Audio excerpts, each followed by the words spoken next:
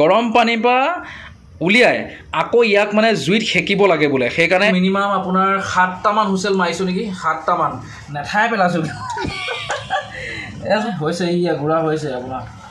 নমস্কাৰ বন্ধুসকল, কি খবৰ আপোনালোকৰ? আশা কৰোঁ আপোনালোক সকলো ভালে আছে, লগতে আমাৰো ভাল। আৰু আজি সন্ধিয়া ভিডিঅ'টো ষ্টাৰ্ট কৰিছোঁ যে এটা স্পেচিয়েল বস্তু বনাম। তে আজি মোৰ ব্লগটো হ'ব ৰেচিপি, অ'কে।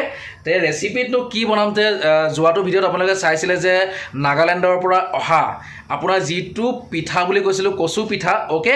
সেইটো কচু পিঠা আপোনালোকক কৈছোঁ যে যেতিয়া বনাম সেই ৰেচিপিটো আপোনালোকলৈ আগবঢ়াই দিম। আৰু আজি বনাবলৈ ওলাইছোঁ ৰেচিপিটো কচু পিঠা আৰু আপোনাৰ শুকান মাছৰ লগতে মজা লাগিব খাই। আৰু এটা কথা কওঁ, এনেকুৱা এটা ৰেচিপি আমাৰ অসমত কোনেও আজিলৈকে দিয়া নাই, কিন্তু সঁচা কথা ক'বলৈ গ'লে কোনেও চাগে খোৱা নাই নে কি নাজানো, কিন্তু মই আজি ফাৰ্ষ্ট এই ৰেচিপিটো দিছোঁ আপোনালোকৰ আগত আগবঢ়াই। যে চাব, এনেকুৱা ভাল পাব নহয়, মানে জমনিও হ'ব চাগে, কি হ'ব নাজানো, ৰেচিপি জমনিও হ'ব আৰু চাইও ভাল পাব, অ'কে। তে কেনেকৈ বনাইনো এই পিঠাটো আপোনালোকক দেখাই আছোঁ, অ'কে। তে চাই থাকক ভিডিঅ'টি। আৰু এইফালে বস্তুবিলাক মই তৈয়াৰী কৰি লৈছোঁ, অ'কে। ইয়াতে শুকান মাছ আছে আৰু এইফালে জালুক, ভোট জলকীয়া, এইটো পিঠাটো, অ'কে। আৰু এইফালে আদা নহৰু ধুনীয়াকৈ যোগাৰ কৰি লৈছোঁ। এতিয়া বনাব লাগে আৰু আপোনালোকে স্কিপ নকৰিব ভিডিঅ'টি, চাই থাকক যে কচু পিঠানো কেনেকৈ বনায়। বন্ধুসকল, মই মানে প্ৰথমে কি কৰিলোঁ, এই কচু পিঠা এনেকৈ কিয় লৈছোঁ আপোনালোকক মই দেখাই আছোঁ বাৰু। এই প্ৰথমে মই গৰম পানীত আপোনাৰ ধুনীয়াকৈ উতলা গৰম পানীত দিলোঁ। দিয়াৰ পিছতো মানে এনেকুৱা টান নহয় কি ক'ম। তাৰপিছত যোনে পঠিয়াইছিলে তালৈ ফোন কৰিলোঁ, তৰিকাটো কৈ দিছে কেনেকৈ কৰিব লাগে। গৰম পানীৰ পৰা উলিয়াই আকৌ ইয়াক মানে জুইত সেকিব লাগে বোলে। সেইকাৰণে এনেকৈ কৰি জুইত অলৰেডি সেকিলোঁ মই, সেকি আৰু এতিয়া এইখিনি বস্তু ভাগিব লাগিব, ঠিক আছে।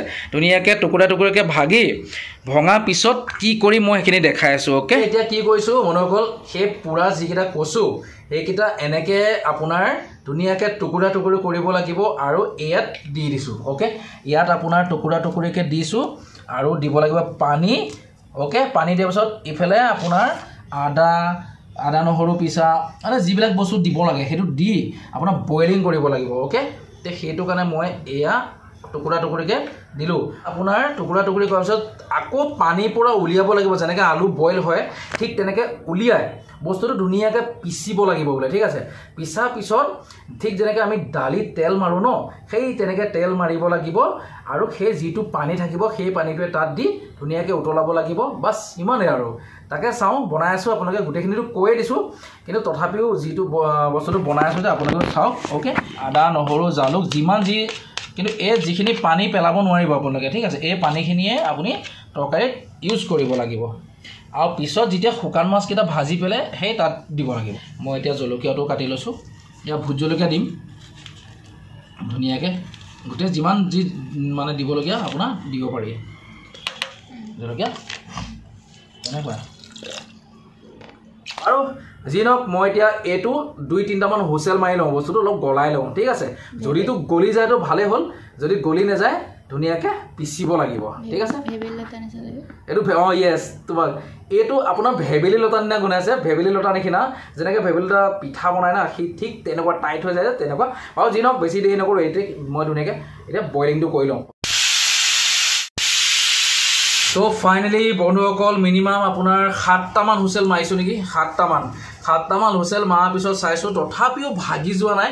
তে আপুনি এইফালে চাওক, কচু সিজাই মুখখন চোৱা, মোৰ মুখে মানে শুকাই গৈছে, কি কওঁ। এইডালে দি ধুনীয়া হয়, এইডালে একদম আপোনাৰ মই এইফালে দেখাইছোঁ যোৱা, এইডাল দেখিছেনে?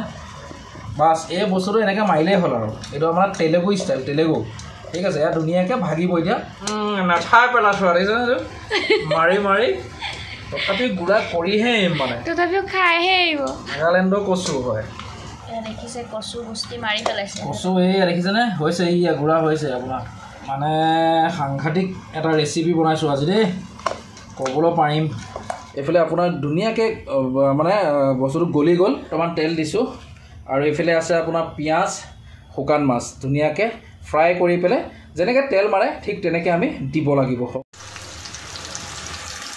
তো আপোনাৰ এয়া পিঁয়াজ দিলোঁ আৰু বেছি হালধি দিয়া নাই, অকণমান দিছোঁ হালধি। আৰু কচুতনো হালধি দি কি লাভ, মানে এইটো গোন্ধটোৰ কাৰণে দিছোঁ আৰু জানেই, তাততো গোটেইখিনি ক'লা নিচিনাই হৈ যাব। এতিয়া আপোনাৰ ইয়াত মই আৰু এটা বস্তু দিম, কেইটামান জীয়া দি দিম, অসমত থাকিও এনেকুৱা ৰেচিপি খোৱা নাছিলোঁ দেই আপোনাৰ বাহিৰত থাকি পেলাই এনেকুৱা ৰেচিপি খাইছোঁ যে মানে কি ক'ম তো এতিয়া ধুনীয়াকৈ মাছকেইটা দি দিলোঁ শুকান মাছকেইটা দি পেলাই অলপ সময় ফ্ৰাই কৰোঁ বেছি পোৱা নিদিয়াওঁ নহ'বা বস্তুটো তিতা তিতা লাগিব মাছকেইটা মই কেতিয়াৰ পৰা ৰেচিপি বনাবলৈ শিকিলোঁ বাৰু আপোনাৰ এনেকুৱা গৰম ঘাম ওলাই আছে দেই ফেচটো পূৰা অৱস্থা বেয়া মানে কচু বনাই মোৰ ফেচ চেচ তো কচুটো ধুনীয়াকৈ ইয়াত আমি এতিয়া যেনেকৈ তেল মাৰি দিওঁ দেই এখন ধুনীয়া ৰেচিপি বনাইছোঁ আপোনালোকে এনেকুৱা ৰেচিপি দেখিছেনে মোক কমেণ্ট ছেকশ্যনত জনাব দেই মানে ফাৰ্ষ্ট টাইম এনেকুৱা ৰেচিপি এটা লৈ আহিছোঁ আপোনালোকলৈ হয়তো দেখা নাই কোনেও এনেকুৱা ডাইৰেক্ট কচুটো খাইছে কিন্তু এইটো কচু বৰ ডেঞ্জাৰ কচু এটা বনালোঁ দেই আপোনাৰ এতিয়া আমি ইয়াত কি হ'ল নিমখটো দিছিলোঁ কিন্তু উতলাৰ পিছত আকৌ অকণমান টেষ্ট কৰিব লাগিব কেনেকুৱা হৈছে কি নাই হয় যদি নিমখ কমিছে দি দিম আৰু বন্ধুসকল ধুনীয়াকৈ উতলি আছে চাওকচোন আপোনাৰ কচু তৰকাৰী নিচিনা লাগাই নাই যেনেকৈ আমি ভেবেলী লতা আৰু মাছ বনালে যেনেকুৱা কালাৰটো হয় না কিন্তু গোন্ধটো কিন্তু মজা লাগিছে দেই সঁচা কথা কৈছোঁ ভাল লাগিছে তো ফাইনেলি বন্ধুসকল হৈ গ'ল আমাৰ এইফালে ৰেচিপি কচু পিঠা আৰু অকণমান টেষ্টি কৰি চাওঁ কেনেকুৱা লাগিছে